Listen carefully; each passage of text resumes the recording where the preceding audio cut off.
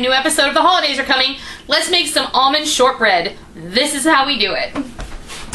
I have softened 2 sticks of butter. That is 1 cup of butter. I softened it and I put it in the mixer with the paddle blade, and I softened it even further so that we could get it mixing.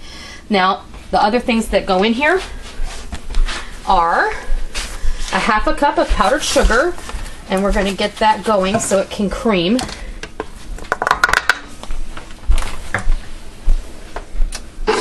Oh, I probably need to lift the bowl first, right? Yeah. Rick has me all distracted.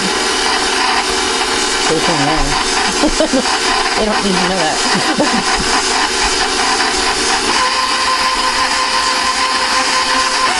Alright. Get that mixed well.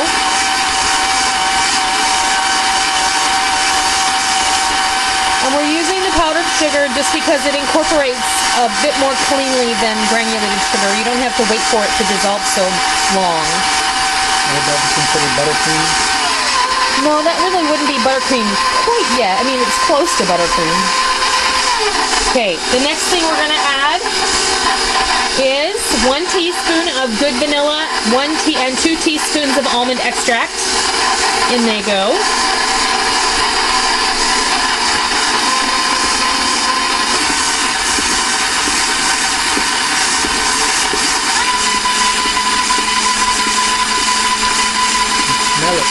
It smells amazing.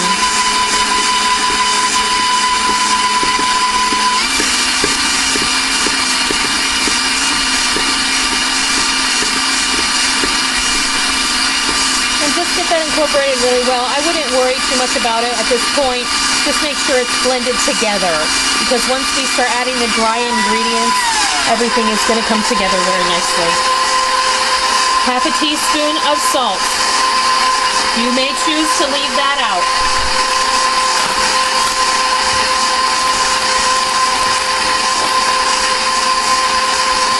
Half a cup of almond flour. And this is how I buy my almond flour. Okay, this is the same thing I use to make my marzipan with. Then we're going to use 1.5 cups of all-purpose flour.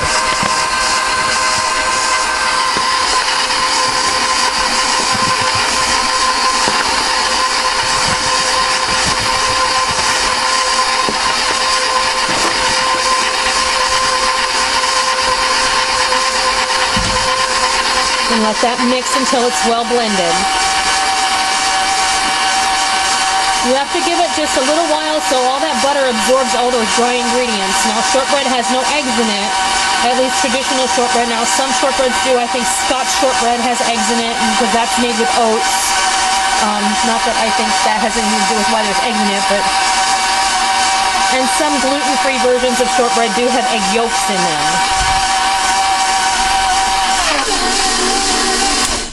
Okay, now we're going to take it off of the mixer. We'll bring it over here. And I'll trade places with Rick. Give that a taste. Mm-hmm. Is that the ticket? Yep. Okay.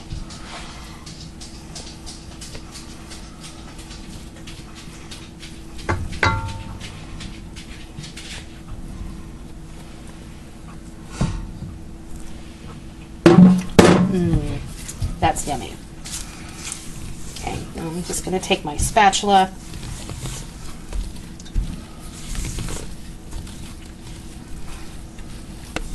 This is a rather soft dough.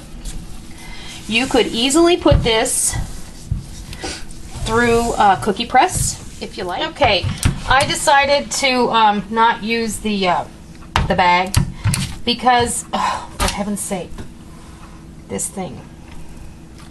2 bumps. So I went and I got my Sawa out, and you all know how much I love that. So, and you don't have to have parchment down if you have a nice, clean, oopsie, because it doesn't like to stick to the parchment paper. I have special pans I usually use.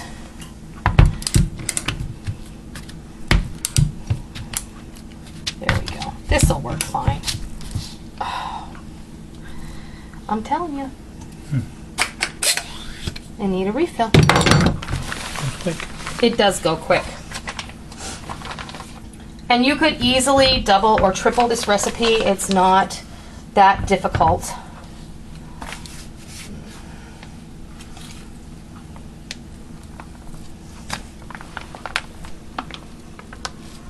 Alright, I'm just getting this dough out here.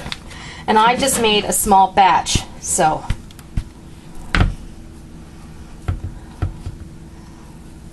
Okay, probably stop there.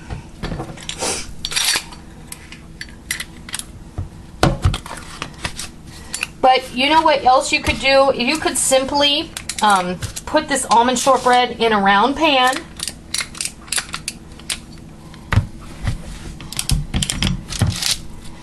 And bake it off. And then you could cut it into wedges.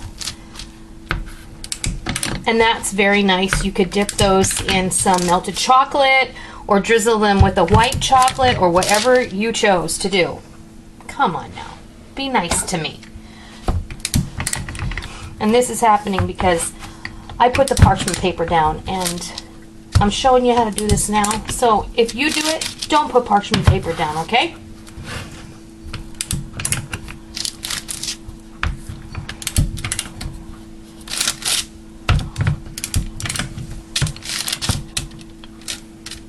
It doesn't matter. They're all going to taste good. So there you go. I'm just going to stick another one right here. Come on now. This proves, see, I'm just like everybody else.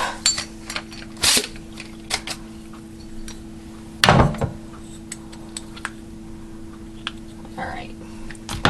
We're going to pop these in a 250-degree oven for 15 to 20 minutes. But when I come back, I'm going to tell you exactly how long they took. Get my light on. My light is on. Okay, here you go. My oven is 250 degrees, right? Close it up, and when we come back, you'll see what they look like. This is our second batch coming out now, or our second pan. I baked these for about 12 to 15 minutes each. You can see they're ever so slightly brown on the bottom, okay? These need to sit on the pan for another 5 minutes at least. You can let them cool on the pan, they'll be perfectly fine. And then these are ready to do whatever. You could have actually put colored sugar on these. You could dip them in chocolate. You could put white chocolate drizzle, whatever you like. What is the verdict, honey? Mm-hmm. Mm-hmm.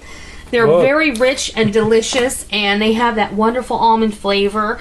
And they're just a little twist on a regular shortbread cookie, and I really enjoy them. You said you can do whatever with them. What? You said you can do whatever with them. Whatever? Mm-hmm. Like put them in your mouth and eat them? Okay.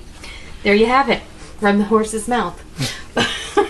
So, I hope that you try this almond shortbread recipe that's super simple. If you don't have a cookie press, don't worry about it.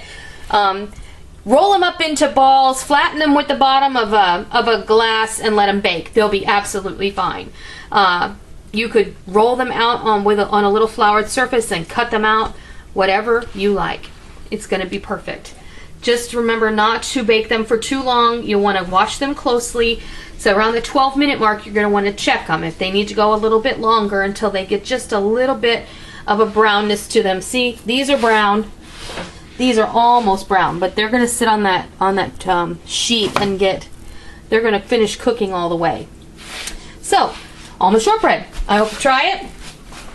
I hope you love it. Until next time, happy holidays.